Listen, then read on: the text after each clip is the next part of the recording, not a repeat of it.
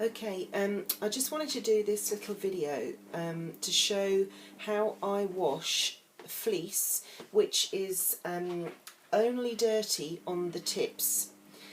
I personally like to spin in the grease, at least in some of the grease. I don't mind removing some of it, but I do prefer spinning when the lanolin is left on the fleece.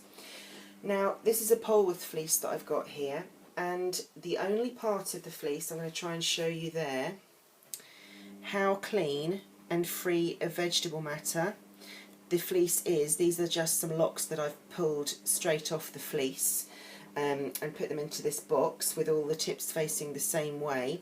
If I hold that towards the camera, you can probably see how the tips are really quite manky, very green, grass stained, very hard, generally unpleasant, and it's tempting to try and break those off or to feel the need to wash the entire fleece.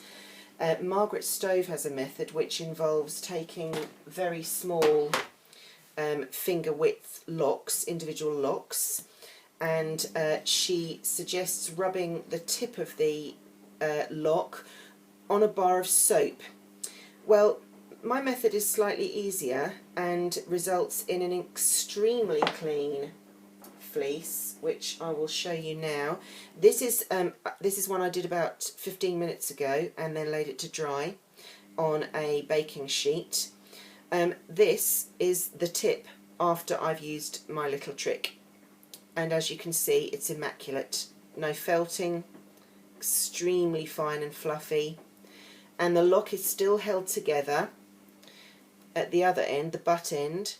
I don't know if you can see that very well. There is still some of the grease, a little of the grease left in, and using my method you could take all of the grease out if you wanted, because you can use very hot water. I choose not to, simply because I like to spin with a little bit of grease. Right, I'll show you what the method is. I take, you can use quite a big bunch of locks, about that much. You can do it just one by one, but I choose to do it a few more at a time.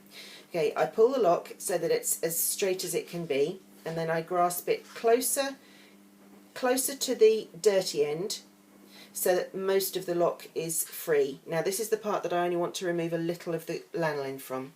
So here I have a bowl of just lukewarm, very soapy with fairy liquid, just ordinary dishwashing liquid, about probably a tablespoon in there, in this little Tupperware. And I don't swish it up and make it all bubbly. I just pour the liquid in and just gently swish it around with my finger. Okay, then I hold quite nice and firmly at the tip end, and I just lay the butt end in, and I lift it up and drain it. Then I put it in, wiggle it a couple of times with my fingers, lift it up and drain it. And then I put my two fingers together, scissor action, and remove that foam as much as possible. Then I take hold of the lock, I release the tip end, I give it a twist, one single twist, and then I lay it down on the middle part of my sink. So you would use a draining board if you don't have a double sink. And then I take a very, very small, fine dog slicker brush. Very small, this one. I don't know if you can see how tiny the pad is, the head is. Very small.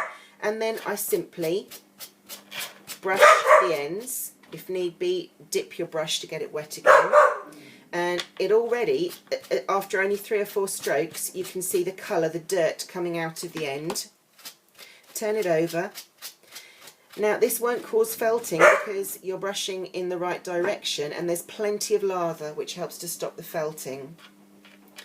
I just keep turning it over, and I brush quite hard so that the bristles are going all the way through the lock, and then I fan it out, and at this stage you can see there's very little of that grass stain remaining.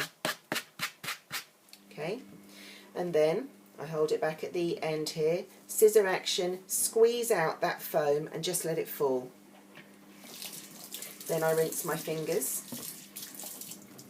and just under a very gentle trickle I lay the lock onto my hand, and I allow the water to run from the middle to the butt end. take it by the butt end, lay it on your hand and allow the water to run from the middle, just gently, through the tip end. And at this stage I'm not mashing the fleece because that might cause felting.